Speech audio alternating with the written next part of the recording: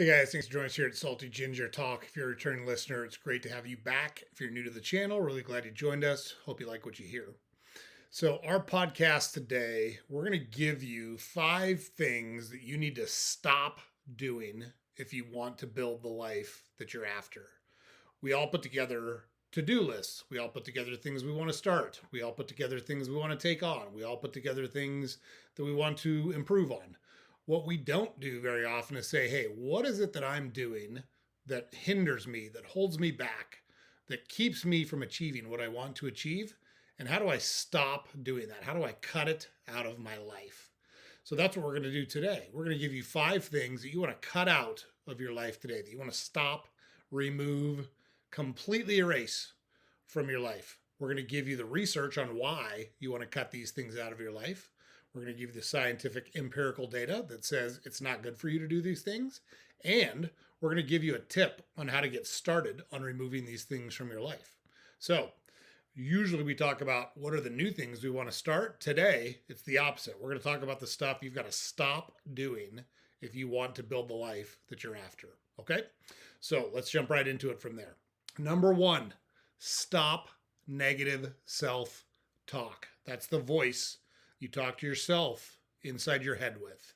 You've got to turn that voice positive and confident so that you're ready to take on the world. The negative self-talk is self-defeating. It's self-sabotage. So believe it or not, there's research that shows that up to 80% of our thoughts are negative. That's that persistent self-criticism that I'm not good enough. I suck. I should have done this better. I messed that up. Okay? Those thoughts are linked to anxiety, to depression, to decreased motivation, and to impaired performance. So we don't want that stuff in our life. Anything that's going to create anxiety, create depression, hold us back, we want to get rid of that from our lives. So what does it sound like? What's an example of this negative self-talk? Every time Alex makes a mistake at work, she mutters, "I'm such an idiot." That kills her confidence. It delays her next move. It causes anxiety. It causes depression. We don't need that. We don't need that in our lives. We've got to stop talking to ourselves that way. So, sounds good. How do we stop talking to ourselves that way? What we do is write it down. Write the negative thought down, and then we've got to find a way to reframe it. So instead of, hey, I suck at X, whatever I suck at X is, whatever X is, choose X. Let's say it's something you're not good at right now. Instead of saying, I suck at X, you can say, I'm learning to get better at X. I'm learning how to be good at X. That's a much better way to talk to yourself and encourage yourself to keep moving forward, to keep making progress, to keep taking your shots. Very subtle difference, but very big difference mentally and emotionally on how you react to that self-talk. So, another way to do it, I'm learning and I'll do it better next time. Right? That's a positive way to reframe it as well. So we've got to get rid of that negative self-talk. Up to 80%. That research is crazy. Up to 80% of our self-talk is negative. We've got to be positive. We've got to give ourselves some grace. We've got to have confidence in ourselves. We've got to believe in ourselves. Right? That doesn't mean we're Pollyanna. It doesn't mean that we just ignore the things that are bad. But it means when we encounter those, we have to build ourselves up to know that we can take it on and improve our lives. Okay, so that's number 1. Number 2, this is a big one. We got to stop procrastinating, plain and simple. Putting things off, pushing them tomorrow, chronic procrastination, it's terrible. It creates so much stress. It creates poor sleep. It creates low self-esteem. And it decreases being well, plain and simple. It is such an anchor on your life. You've got all this stuff hanging over your head. You've got the anticipation of what's going to go wrong, the anticipation of what it's going to be like, the anticipation of all this work that you've got to get done. And that weight over your head, that cloud over your head, weighs on you in every aspect of your life. It makes you make poor food choices. It makes you lose sleep. It makes you sit and watch TV when you should be doing something productive, reading, knocking out that project at work, studying for the test that you've got, going to the gym. There's all sorts of things you could be doing, but by procrastinating, we continue to build these tiny invisible shackles that hold us back from doing what we want. So, what's an example of this? Jamie waits until 11 p.m. to start a project to do at midnight, then scrambles, gets no sleep, and wakes up exhausted, right? That's procrastination impacting every phase of our life. And it's no good for us. We've got to quit doing it. So, how do we do it? This one's real simple. Take fucking action. Like, take it right now. There's a 2 minute rule that you can use that says if this task requires less than 2 minutes, I'm going to do it right now. I'm just going to kill it dead and then I never have to worry about it again. It's done. So, that is the email that you have to send. That's the phone call you have to make. That's the dish that's sitting on the table that needs to get washed and put in the dishwasher. That's making your bed. That's getting up and doing your stretching. That's whatever it is. Get on it now.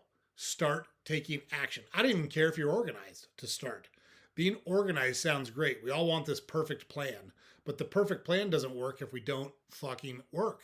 So we've got to stop procrastinating. We've got to just take action. Try things out. If you screw it up, if it goes wrong, you can fix it. It's not the end of the world. But what is the end of the world is if you sit and watch your opportunities pass you by because you're too afraid to take action. So we've got to get rid of procrastination. It's terrible for us. It impacts every area of our life. It's really bad for us mentally and emotionally, and we've got to quit doing it. So start taking action. And yes, it's that simple. I know it sounds, it's easy to say. It's easy to do too. You've got to just take action. So that's your tip on stopping procrastination. Number 3, stop self-handicapping. What is self-handicapping? Self-handicapping is creating obstacles or making excuses because it protects our ego, but it severely limits real success. So anytime we want to do something, we make it harder. I shouldn't say anytime, but a lot of times when we do something, we make it harder. Before a sales presentation, Taylor says, I didn't get to prepare. So if it flops, he can blame that. But if it succeeds, then he can take credit. Why don't you just prepare? Stop procrastinating and prepare. Don't create obstacles where they don't need to be. You're self-sabotaging yourself. It's in the word self-sabotage, right? Stop making things harder. And you've got to take radical accountability for your life. You've got to stop blaming circumstances. You've got to stop blaming society. You've got to stop blaming other people. You need to look at every single thing in your life and say, what part of this do I have ownership of? And am I taking complete ownership of it? If you do that, it will stop this self-handicapping that you're doing to yourself. Don't make things harder than they need to be. If you're trying to change your diet, don't bring junk food into your house. That is self-handicapping. You don't need it. Like, food is calories to keep you alive. Those calories are best when they come from food that's as close to nature as possible. Meats, fruits, vegetables, healthy fats. We don't need complex carbohydrates. We don't need all the sugar that we consume. We don't need the highly processed things that we want. We eat those because they give us a dopamine bump and they make us feel good temporarily. But the long-term consequences of those things are terrible for us. So we've got to stop self-handicapping. We've got to stop making it harder on ourselves. If we're struggling to get things done and we sit and watch TV, take the batteries out of your remote. Move your remote to another room. Put it in a safe with a time lock. There's lots of things you can do to stop handicapping yourself. But you've got to take control of those situations, all right? So before you face a challenge, ask yourself, what excuses am I making? I'm already making excuses of what I could blame if this doesn't work. Name them, and then just get rid of one of them. Get rid of 2 of them. I'm not prepared. So put together note cards and study the note cards every night. Boom, the preparation excuse is gone, right? So we've stopped handicapping ourselves because we took action. We have to hold ourselves accountable that the actions that we take every day support the life that we say we want. What we say we want is great. What we do to get what we want is what actually makes it happen. So we can take control of that and stop handicapping ourselves when we do it. Okay, number 4, stop staying in the status quo bias. What do we mean by that? So humans naturally cling to the default option. They know what their circumstances are now. Change feels risky, leading to lost growth opportunities. So you've got to be willing to take your shots. You can't just accept the way things are. Well, it's not that bad, right? So I heard someone say the other day, if you don't love it, that means you don't like it.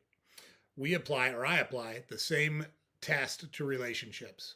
If you're not in a relationship where someone says, do you love the person you're with? And you don't go, fuck yeah, then you got to question it. I think you got to question it. My wife and I have been together for 33 years, and to this day, we still pass the fuck yeah test. Do I love my wife? Fuck yeah, I love my wife. She is an awesome lady. Does she love me? Fuck yeah, she loves me. I'm a pretty awesome guy. Like, it's real straightforward. So we can't just accept the way things are. If something's eating at you, if you have doubts about something, that's your inner voice telling you it's wrong. Listen to your inner voice. So, what's an example of this? Sam hates his job, but he won't apply anywhere else because leaving feels too uncertain, even though every day is unfulfilling. So, what are you going to do? Just punch the clock for 10 years and suck it up? That's not a path to prosperity. That's not a path to happiness. That's not a path to success. So we should do something about it. We should take action. One way to do that, implement a monthly change check. Ask yourself, what routine or idea am I keeping just because it's convenient, just because it feels safe? And then blow it up. Absolutely do something different. Experiment with one small change. You don't have to say, I don't like my house, so I'm going to sell my house and move somewhere else. If you want to do that, great. But it doesn't need to be that massive. Maybe it's the whatever food that you buy. Maybe it's a salad dressing that you use. I like salad, but I really don't. That dressing's okay. Maybe a new salad dressing would make you eat more salad. Like it can be something that basic. Take a different way to work. Blow up the way you go to work. Do a different routine at the gym. Read a different book. Watch TV shows that you've never watched before to learn something. Watch a documentary. Right? There's lots of things that you can do and change, but you've got to say good enough is not good enough. Like, I got to get that terminology out of my vocabulary. I shouldn't think good enough ever. That's good enough. Man, if you're saying that stuff, you're bound for a life of mediocrity. And that's not the people that watch our podcast. The people that watch our podcast don't want a life of mediocrity. They want to excel in the things that they do. And so you can't accept the status quo because you know the good and the bad, because of the uncertainty of the change. You got to do the hard swallow and get past it. Do that monthly change check and change something. Always change something. Maybe it's getting rid of something like we talked about at the top of the episode. Maybe it's something you've got to quit doing. These are the things we're talking about right here, right? So keep tweaking, keep pushing, keep changing. Don't accept the status quo. You will be so much better off down the road if you do that. Okay? And number 5, stop scrolling on social media. There is nothing good on there for you. There's nothing wrong with taking 5-10 minutes and checking out social media to see what the people that you're friends with or that you care about, what they're doing, what they've got going on in their lives. Great. Nothing wrong with that. But constant social media and news feed scrolling feeds the negativity. It elevates stress. It elevates anxiety. And it distracts you from actually doing things and living your life. That's not where you want to be. An example of this, stay up all night scrolling Twitter for hours. You wake up tired. You wake up anxious from all the stuff you read that you disagree with or don't like or that pissed you off or that rubbed you the wrong way. And your day's just getting started. You're starting off on the wrong foot. The proverbial waking up on the wrong side of the bed, and you did it to yourself by scrolling social media. Quit doing it. How do we do that? Set a rule for yourself that at X, whatever X is, 8 p.m., 9 p.m., I'm putting my fucking phone down. I'm putting it on Do Not Disturb. I'm getting an app that locks me out of Facebook, of Instagram, of TikTok, of whatever social media platform is your vice. Stop it. Just shut it off at some point in time every day and leave it outside your bedroom. You don't need to have your phone. I grew up with an alarm clock. I still have an alarm clock. I'm a dinosaur. I don't know what to tell you. But you don't need your phone to wake up. If you're having problems staying off your phone, keep it out of your room. Charge it somewhere downstairs, in the kitchen, somewhere far away from your bed. So you have to actually go get up and go get it if you want to look at your phone. Make it as hard as possible to look at your phone at night. right? You can do that. You just have to choose to do it. It's up to you to do it. Okay? So that's it. That's our 5 things, the doom scroll. Let's just do a recap. We put a little table together that we'll put in the show notes here. So, what do we want to stop? Negative self talk. Why does it hurt us? It kills our confidence. It fuels anxiety. What's the snapshot? How does it look in real life? I'm such a loser, right? After a small mistake. Can't talk to ourselves like that. The fix, journal that thought, reframe it. I didn't succeed, but I'm getting better at it. I did better this time than I did last time. Okay? Procrastination. This one's entirely in our control. I know you don't like to hear me say it, but you can stop procrastinating simply by taking action. Procrastination adds stress and it reduces effectiveness. It's not good for you. Avoiding things till the 11th hour, not getting sleep, not being prepared, looking like an amateur when you go in because it shows that you didn't prepare. Use the 2-minute rule and do time sprints. Like just say, you know what, for a half hour, I'm going to grind. For an hour, I'm going to grind and I'm going to kick ass for an hour and get as much stuff done as I can in an hour. Then I'm going to take a 10-minute break. I'm going to walk in nature. I'm going to relax. When I come back, I'm going to get after it again. You can do that over and over in a day, and you'll be so much better off if you do it. Self-handicapping limits growth under the guise of protection. Say not ready before a major task. I'm setting myself up for failure because I'm making up obstacles. I'm creating obstacles that I can use to blame when things don't go the way that I want them.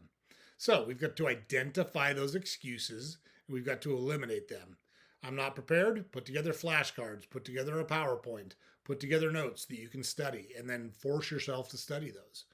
You can get rid of those excuses if you choose to do it. Okay? Status quo bias. It stops change and it stalls our personal growth. We don't want to be stuck in a dead end job, in a dead end relationship, unhealthy, out of shape. Those are all things we have control over. We need to look at our lives, do the monthly change check like we talked about, and say, you know what, this month I'm going to focus on X. Whatever X is, your focus on it that month. Then the next month, pick something else. You get 12 opportunities a year to make wholesale changes to one aspect of your life. You got to take advantage of it. Okay? And doom scrolling. I'm telling you, social media is not great for you. It's funny coming from someone who's on YouTube and someone who's on podcasts and blah, blah, blah. But it's the truth. You don't need to be on looking at the negativity. The LA riots are a perfect example, right? So we see so much back and forth on the LA riots. I totally disagree with ICE. I totally agree with the police. Whatever your position is, it doesn't matter as much as you think it does. And you don't want to spend hours of your day obsessing over it, arguing with people on social media about it. It's not good for you. It impacts your mental health and it steals your time. So, especially late at night, we have a tendency to do these things, to grab our phone. The day's almost over. Our willpower is low. We want a mindless activity, so we turn to social media to get that mindless activity. Set a curfew and cut it off. You have control over this. You have to take advantage of that.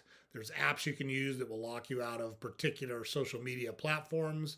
You can night box your phone.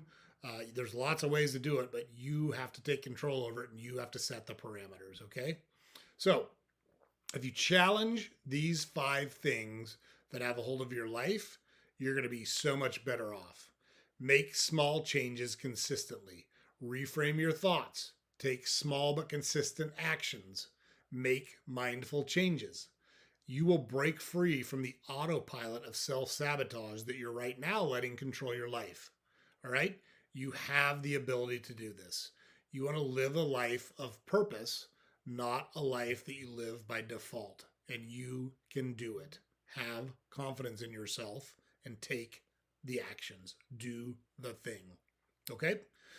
All right, guys, if you found this episode useful, send it to someone, right? We can all use a talk like this every once in a while. Send it to someone who can use it. Listen to it multiple times. You have control. You have to take it. Stop abdicating control. Stop making excuses. Take radical accountability and cut these 5 things out of your life. You're going to love it 3 months from now when you've done it. All right, James puts it up over here every day. Don't forget to head over to our website, saltygingertalk.com. All the podcast episodes are available there. Links to all the social media accounts are there. We publish a newsletter every weekday you can subscribe to on our website. And please like, share, comment, subscribe to our podcast on whatever platform you consume it on. You don't want to miss all the great guests that we have on Salty Ginger Talk. You don't want to miss all the great life hacks and tips that we have on Salty Ginger Talk. So make sure you check out the next episode. I will see you there.